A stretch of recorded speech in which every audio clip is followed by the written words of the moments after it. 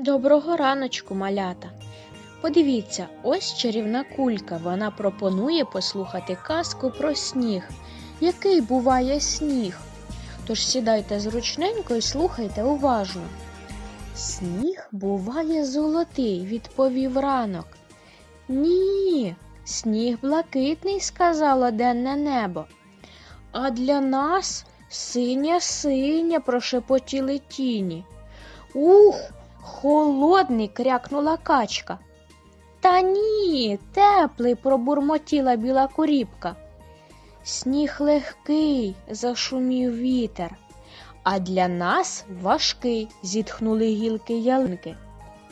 Сніг червоний, сказала вечірня зоря. Подивіться, він срібний, посміхнувся ясний місяць та осяяв усю ясну красу снігу. Дітки, а який сніг для вас? Пропоную вам намалювати в чарівній кульці, який же сніг для вас, разом з батьками.